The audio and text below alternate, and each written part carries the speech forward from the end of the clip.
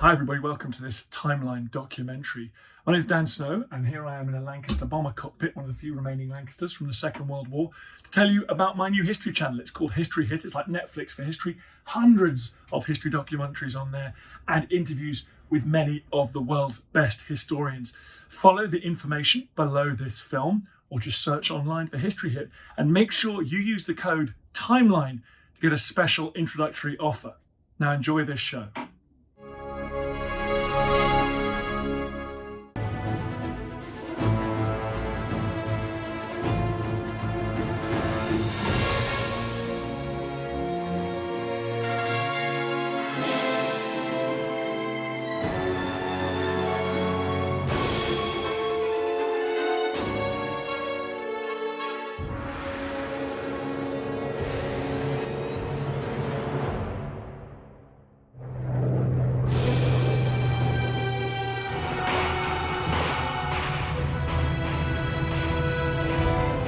World War I had left Germany in a state of shock. 2 million fatalities, spiralling inflation, and unpaid debts to the Allied countries caused the nation to feel stripped of its identity and pride. They felt that the Allies had deceived them, had abandoned all notions of honor by treating them as a conquered people. Hitler was a war hero. He won the Iron Cross First Class. The First World War turned a nobody into a somebody. Adolf Hitler had survived the conflict and found a political home in the German Workers' Party, a right-wing organization with racist and anti-Semitic roots. Hitler, like many others, had to find some way of explaining it to himself. And like tens of thousands of others, he blamed socialists, Marxists, Jews, people who undermined Germany from within. Climbing the ranks, he changed the name to the National Socialist German Workers' Party and took control. He was fulfilling a prefigured role which had always existed in German history and culture, the man who would deliver Germany from her enemies. As leader, he started plotting the takeover of Munich and in turn Germany. The infamous Beer-Hall Putsch was a resounding failure. It was built up into an iconic episode in the history of the movement. Hitler was arrested, put on trial. Hitler was later imprisoned. His intentions, however, were still for total power and to return the nation to a state of pride. Hitler knew that he would need a different approach. First of all, he had to get the army, police, the civil service and business on his side. And secondly, he had to develop a propaganda apparatus which would win votes. If we can't outshoot them, we'll outvote them. And we'll do it by winning support. He would fuse violent acts of terror with slick propaganda, which would all fuel this fatal attraction.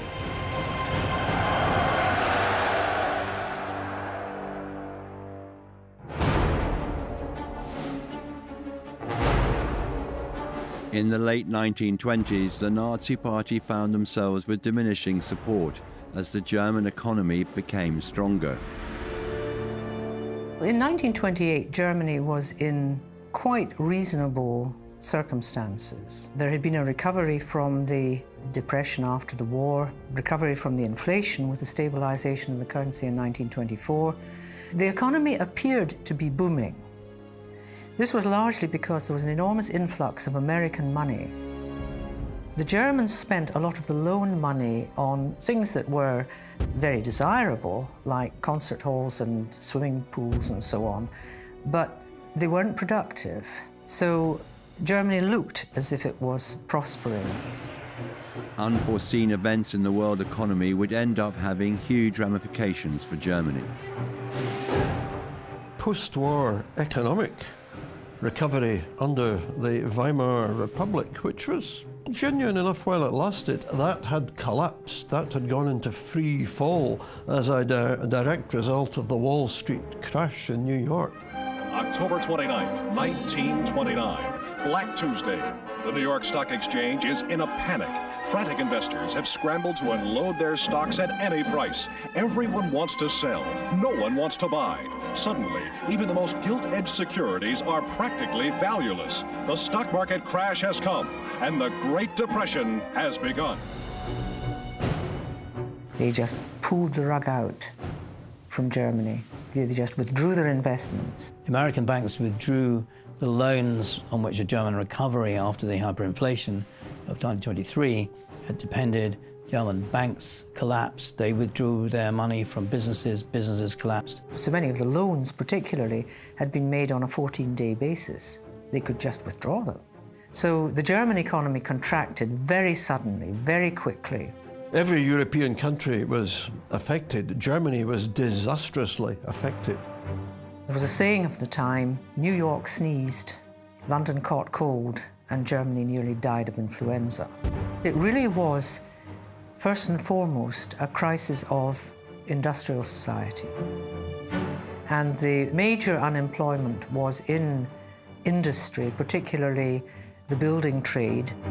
By 1932, there was 35 to 40% unemployment in Germany. That is how catastrophic the Depression was.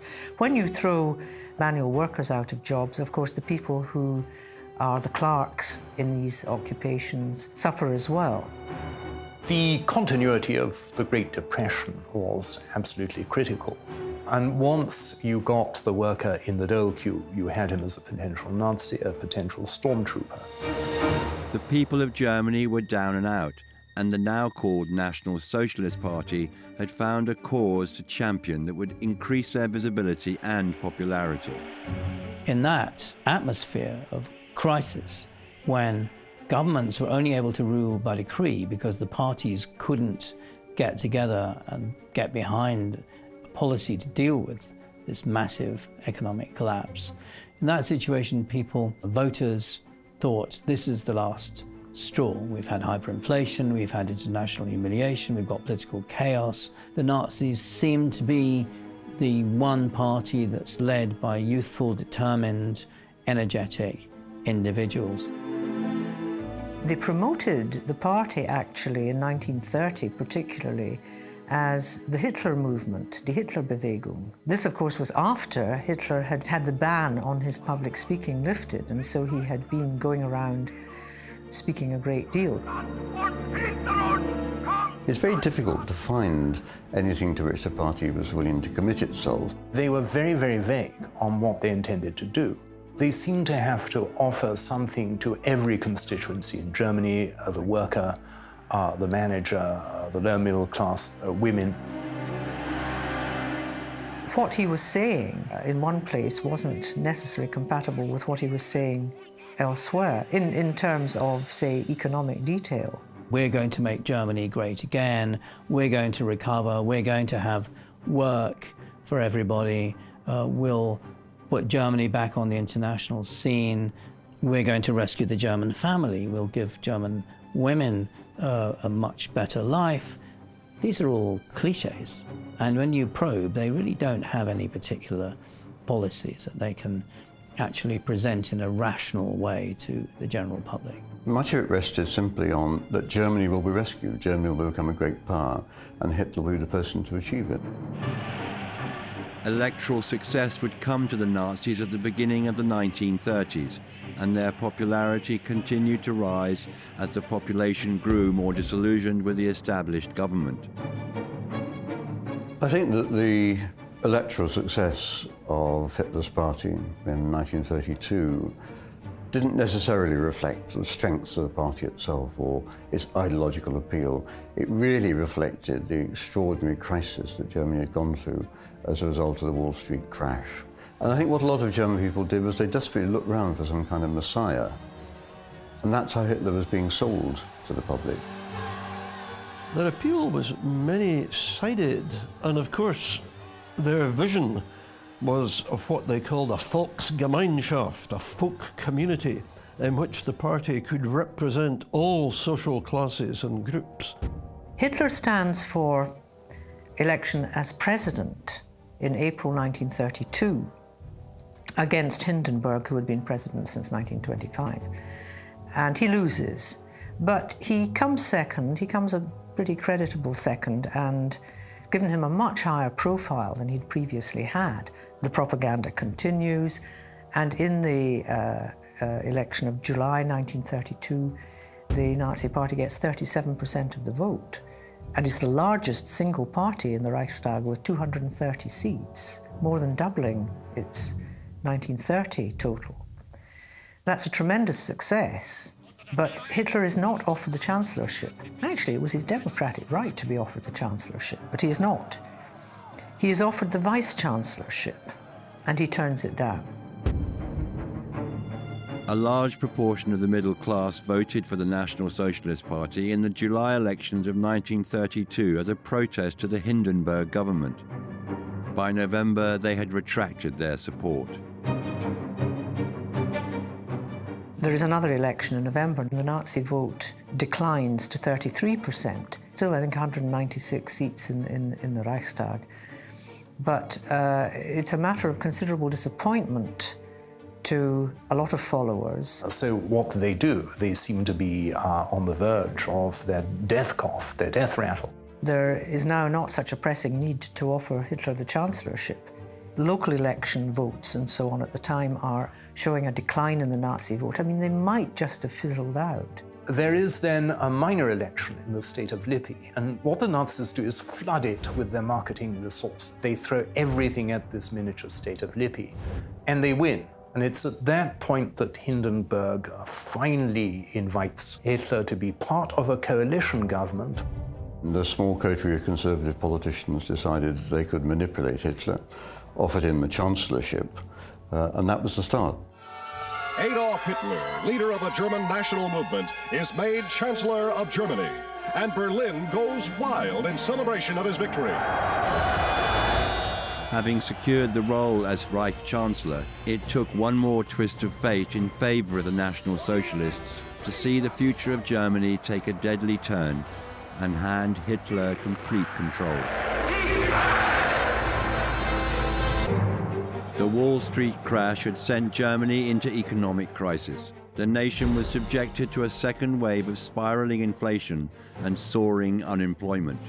However, it gave the National Socialist Party the means to win a large proportion of the vote in a relatively short space of time. In January 1933, Hitler was appointed Reich Chancellor. His plan of total power was almost tangible. 4 weeks later, on February 27, 1933, at 9:25 p.m., an alarm call was taken in a Berlin fire station. Fire had broken out in the Reichstag building, the home of the German parliament. By 11:30 p.m., the fire was extinguished, but had left the building a gutted shell. On searching the smouldering ruin, a young Dutch communist, Marinus van der Lubbe, was found. He was arrested for starting the fire. According to police, he acted out of rebellion, a call for the German workers to rise up against the oppression of fascism. The Nazis saw the Communist Party as a huge threat to National Socialism, and also knew that a large proportion of the German population was suspicious of the far left. Stalin having come to power late 1920s, you have the first five-year plan in 1928, you have collectivization starting in 1929. Word gets back about what it means. And the last thing German peasants want is collectivization. A lot of German peasants, a lot of smallholders, they don't want collectivization, neither do the big landowners. The fire allowed Hitler to pass two sets of legislation, the first of which was the Reichstag Fire Decree. This was drawn up the day after the incident and signed by President Hindenburg. The decree allowed the enforced imprisonment of anyone opposed to the Nazi regime, and action to be taken against any publication deemed critical of the cause. The decree led to the Enabling Act, passed in Parliament on March 23, 1933. It gave the Nazi Party power to enforce laws without the intervention of the Reichstag. Passing of the Enabling Act essentially handed power to Hitler and the National Socialist Party. They immediately let it be known throughout Germany. Fritz Lustig, a Jewish emigrant who now resides in North London, was living in Berlin in 1933. I was born in 1919. I had a very happy childhood. I was the youngest of 4 siblings, and I had a very happy time at school, although I experienced the Nazis coming to power. We were rehearsing for a play at school, and suddenly we heard martial music sounding, and we looked out of the window, and there was a Nazi demonstration passing with lit torches and a band at the head of the procession. We read in the papers the next day that there had been similar processions all over Berlin, and we just had been happening to watch the one which took place in that particular part of town. The national election of March 1933 saw the National Socialist Party take 43% of the vote, but they still failed to win a majority. Unbeknownst to the German population, this would be the last democratic election until World War II. So people still thought in March, April 1933 that the democratic system was not dead, but it was. We look at it backwards, we can see what happened. And people even say, why did all these people vote for a party that unleashed war and genocide? Well, they didn't know that's what they were going to do.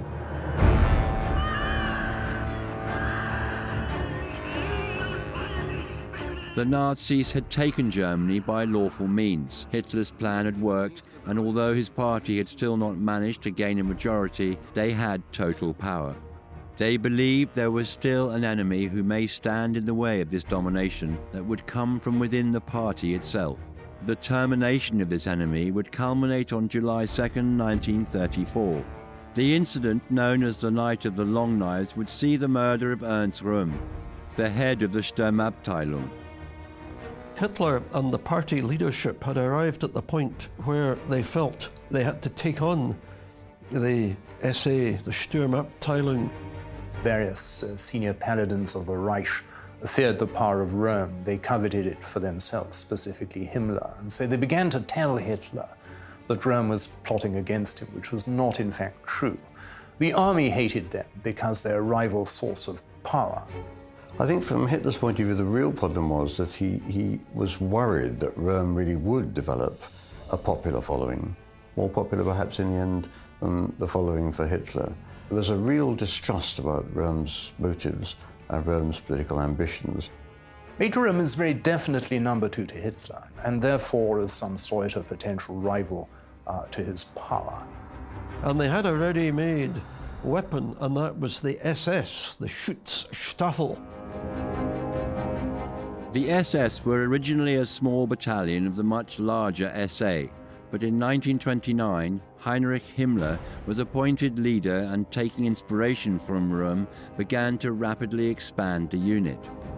Initially, they were Hitler's bodyguard, but by 1933, after the seizure of power, it became the internal security of the Nazi regime. By 1934, they were growing into a real and formidable private army, equipped famously with their black uniforms, black helmets, with their own weaponry. And they did much of the business when Hitler decided it was time to move against the SA. Using falsified evidence, Himmler had assembled a file which cited that Röhm had been paid 12 million Deutschmarks by France to overthrow Hitler. In addition to this, Röhm's homosexuality was used as a way of discrediting him. He and others in the SA leadership were accused of acts of drunkenness and debauchery. This was used as a way of excusing the action which Hitler was about to take. So it was an easy matter to set them up with allegations of internal corruption, particularly of homosexuality, and it was a chance to settle a lot of old scores.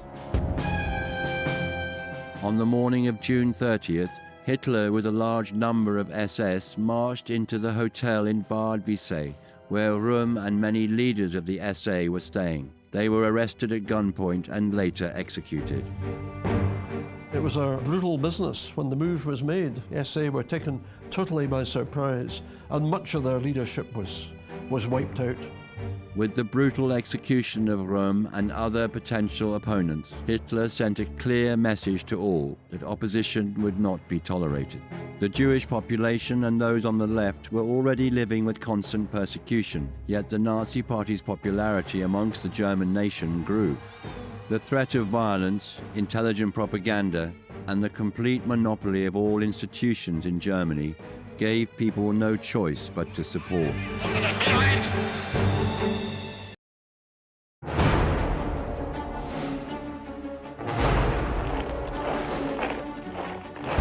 The National Socialist Party had not won a majority in any of the elections of the early 1930s.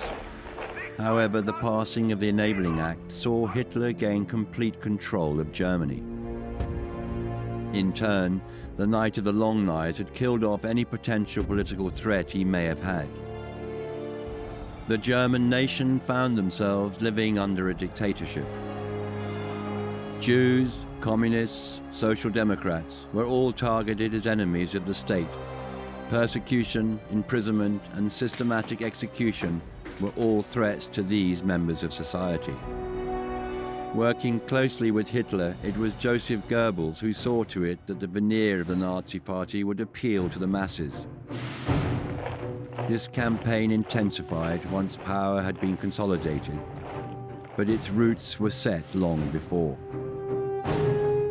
The self-image that they wanted to create was of a movement of youth. The existing politicians were all in their 50s and 60s. The Nazis were in their 20s and 30s. The embodiment of all the energies of a new Germany, a new uncorrupted generation. The one party that's led by youthful, determined, energetic individuals. The Hitlerjugend, or Hitler Youth, were the personification of the Nazi image and gave the National Socialists a vibrant, youthful image.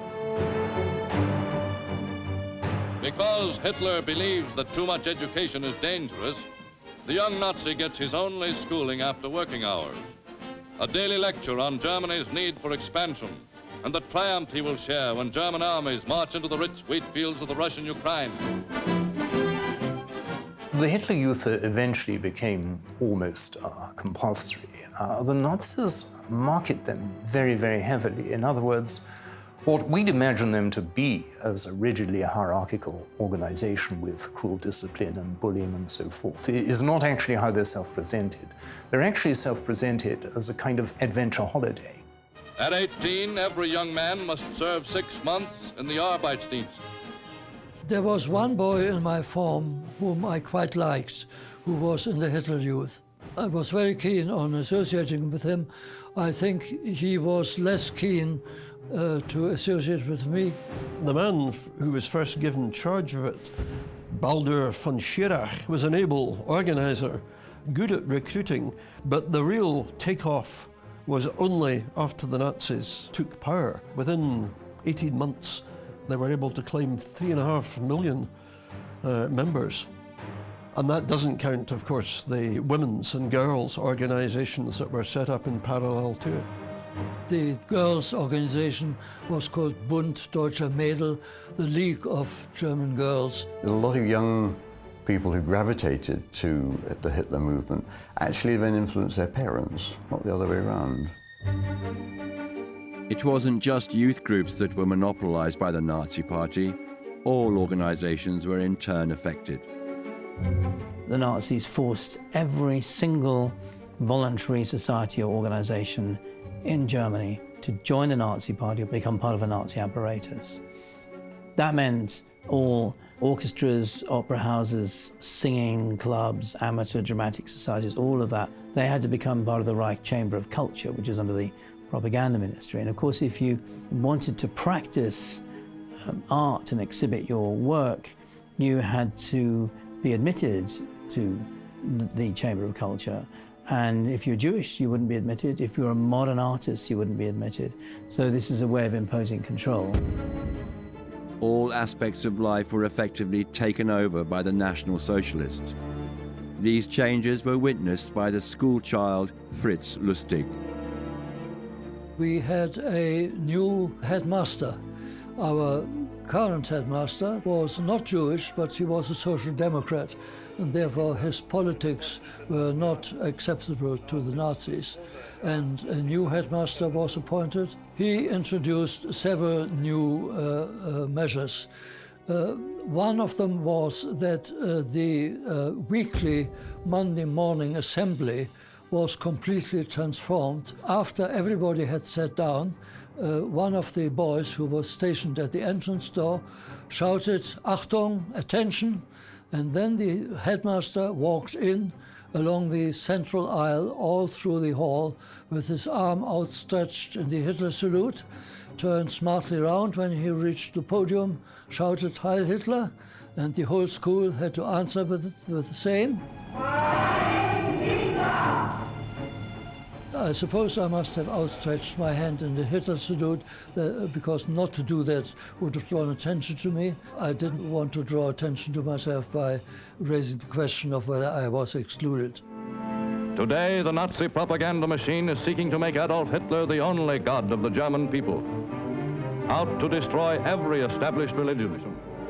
As the party took control of all areas of society and permeated into the lives of every German citizen, the need for greater, more effective propaganda became paramount. There was nothing which wasn't propaganda of one sort or another. Every surface was interrogated for its propaganda potential. The press was censored, and Nazi newspapers really had the lion's share of circulation. The Volksempfänger, the People's Radio, was an affordable device manufactured on the orders of Joseph Goebbels. More people owning radios meant a larger audience for propaganda. The propaganda barrage, to confuse, to make them lose faith, to divide and conquer. To lull the fears of the little neutrals, propaganda minister Goebbels told them Germany didn't want a war at all. It was Britain and France that caused all the trouble. Radio was taken over, and there was a Reich Broadcasting Company, and radio, of course, was dominated completely by state output. 70% of German homes owned a radio by 1939. There were loudspeakers installed on lampposts and on trees, and when any of these speeches took place, of course, you were expected to stand still and listen to them. Film production was taken over by the Nazis as well. Joseph Goebbels was very much aware of the fact that people would get bored very quickly if they were subjected to a constant barrage of propaganda about how wonderful the Nazis were. He was rather upset when Hitler commissioned a propaganda film of the Nuremberg Party Rally of 1934 from a young actress, Leni Riefenstahl. Triumph of the Will was a film directed by Leni Riefenstahl, which documents the 1934 Nuremberg Rally. Its main themes are unity and returning power to Germany. It was no mistake that Nazi symbolism and imagery are prominent throughout the film. Hitler understood the power of the Nazi brand. You actually have a core brand symbol system. You have, obviously, the swastika, you have the stylized eagle. You have the other things like the oak leaves, the acorns. Then, of course, there's the uniforms. I once counted up the number of uniforms in Nazi Germany. There are about 150. These uniforms are highly symbolic. For example, the SS uniforms were vaguely modeled on the Death's Head Hussars of German history, which was a black uniform with the skull and crossbones and the stark silver. This was a way of boosting morale, of boosting identity, of priming solidarity. The brown shirts were the first organization to be costumed by Hugo Boss. I mean, it's just impossible to imagine, in fact, almost any other historical leader in history going to a catwalk showing of new clothes for the soldiers.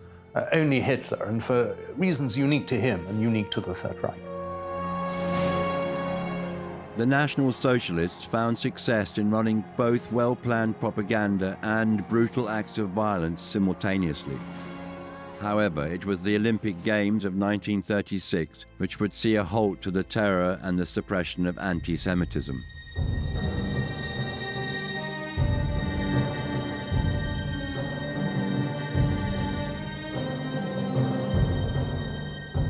Hitler understood the power of the Games and exploited them in order to show Europe and the rest of the world a false image of a peaceful, tolerant Germany. Captain Eric Braun was a spectator at the Games along with his father. It was clear that the Nazi propaganda machine was sending out the message it desired, but it was a black American athlete who stole the show. I was 17 when we went to the Olympics. It was a wonderful occasion. Of course, to me, the highlight at that time was to see this wonderful athlete, Jesse Owens. Owens is ahead. Skonberg and Bothwell are fighting.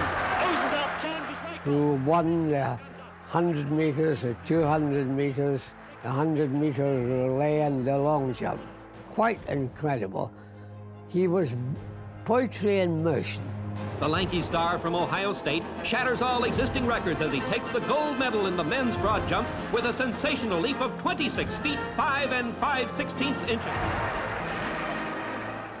Owens in particular was staggered by his reception in Germany as he got off the boat wherever he went. The crowds chanted "Owens, Owens" all over the place, and for a brief time an American black man was more popular in Nazi Germany than Adolf Hitler himself. The Olympics had placed Hitler in a favorable light throughout the world. However, once the Games were over, the Nazis would renew their persecution. The Jewish population would soon face a greater terror than they had ever previously suffered.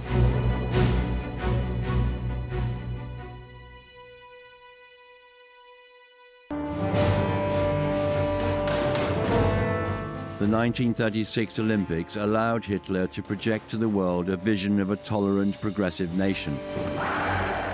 His popularity within Germany was also rising. Those parts of the nation who were not seen as a threat were being shown that the Nazi Party would deliver on the promises they made. But as with all aspects of the regime, there was a more sinister subplot. The thing that had led people to vote had been the unemployment problem of the early 1930s and the promise that the Nazis would solve that. Well, they did, with a vengeance.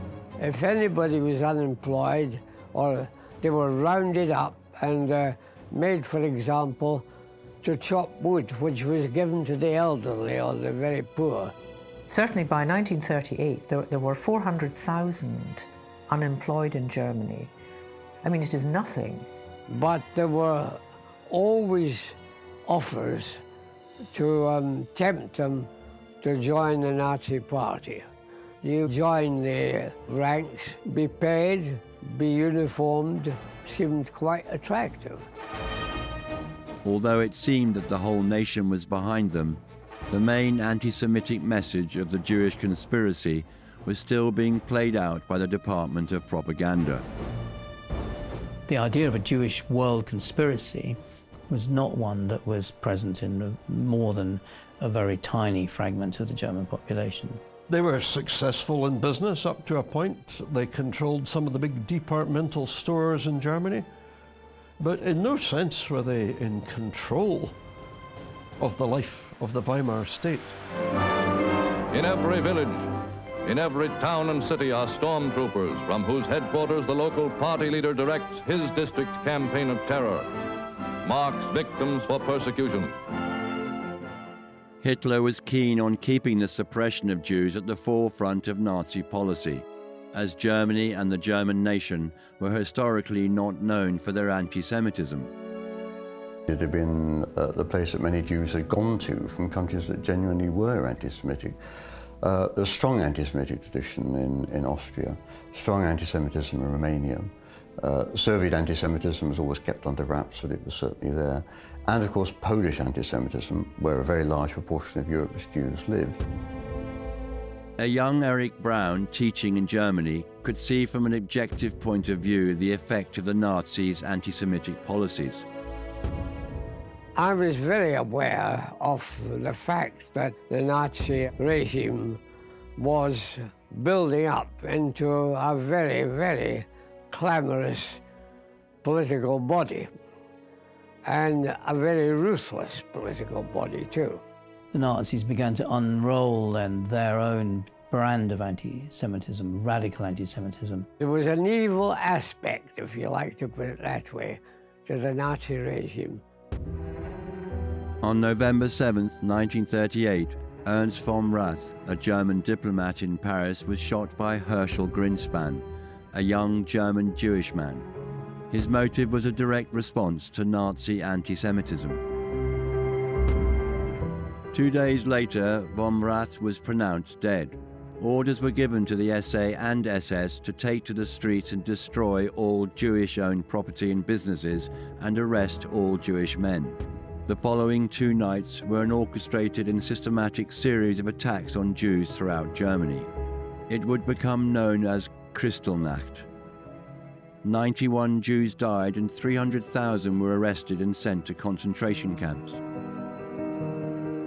On November 9th, after a chamber music performance in which he was playing cello, Fritz Lustig returned home. When I reached home, I saw that there was a great crowd in front of the entrance to the building where our flat was situated. The window had been smashed and the people outside the shop was having themselves freely to any alcoholic drinks that were there. I went up to our flat unmolested, was told by my parents that this crowd had been there for some time and they hadn't in fact set fire to the shop. Fritz and his father found hideouts at 2 different houses in the suburbs of Berlin. Neither faced arrest, but the events of Kristallnacht were immediately felt. There were too many Jewish men in Berlin to arrest them all, because in the provinces we knew that there had been no exemptions. I went to my office the next morning. It was a Jewish-owned firm, and when I arrived, I was told that both our boss and his 2 sons had been arrested and put into concentration camps. When I went to the bank, the cashier asked me whether it was true, as he had heard, that my boss had been arrested. And I said, yes, it was true. And he shook his head and said, and I always thought he was an honest man. I think the German population obviously knew it because it was there happening in front of their eyes. But to them, the stakes were so high in getting their pride back. I think about 80% of them were prepared to put up with anything if they could become what they wanted to be, a proud nation once again. Hitler commanded his popularity amongst the German nation through a series of non-violent territory gains in the latter half of the 1930s. Most Germans are terribly anxious. They do not want another war. They're afraid that their cities will be bombed. They don't want to go through another First World War. So there's huge relief when the various crises of the remilitarization of the Rhineland in 1936, Anschluss of Austria in 1938, the Czechoslovak crisis, they're all solved basically without bloodshed. That gains Hitler a reputation and popularity in Germany, but not because he's being militaristic. His idea is to refight the First World War, but on a better basis. So his aim very early on is to conquer Eastern Europe, use it as a kind of breadbasket, as a source of supplies, because one of the reasons why Germany lost in 1914 to 18 is because Germany did not have enough supplies. More than 500,000 Germans died from starvation or malnutrition in the First World War. So he wants to right that wrong. Although Hitler was remilitarizing at an unprecedented rate, the German nation nor the rest of the world could see war on the horizon. We did not know how close war was going to be. We did know that the Nazis had started rearming very soon after they came to power. All the other great powers realized that Germany was rearming in the 1930s. It was secret, of course, until 1935, and declared openly. They had good intelligence on what was going on. But on the other hand, I think a great many politicians abroad had thought it was a bad idea to disarm Germany anyway. A modest rearmament might satisfy German ambitions. They would allow Germany back into the family of nations again. Everybody who was anti-Nazi thought that the Allies would take steps to prevent further rearmaments, but they never did. The only reason I can think of why they didn't do it, because there was a great anti-war feeling in all those countries. None of the populations in Britain, France or Poland wanted a war to happen. I knew there'd be trouble, but I certainly didn't think all-out war. After the events of Kristallnacht, thousands of Jews had been forced to emigrate, and those that hadn't realized it was time to leave. After the events of November 1938, it became obvious to everybody, including my parents, that to stay in Germany might be termed suicide, because one could no longer be sure that one's life was not in danger. Fritz Lustig's parents managed to find refuge in Portugal, where his eldest sister lived. As war became inevitable, Eric Braun had no choice in leaving. I was asleep on Sunday morning, the 3rd of September, when there was a thunderous knock at the door. When I opened it, there were 2 SS officers said our countries are at war, which was technically incorrect at 6 o'clock in the morning, because it wasn't until 11 o'clock we were at war. But I didn't think that was a very strong point to argue. And the SS chaps said, you'll have to come with us. So get dressed and get ready. Eric Braun was detained for 3 days and then dropped at the Swiss border. From here, he made his way back to Britain, where he immediately signed up to the war effort. Having stayed in England in 1936, Fritz Lustig found refuge with the Quaker family with whom he had lodged. When I emigrated, that was on a transatlantic steamer which was going from Hamburg via Cherbourg in France and Southampton in England. We interlanded in Cherbourg, and this was the first time I was able to walk about without being aware of having to look over my shoulder to see whether anybody was listening to what I said. In other words, to feel free.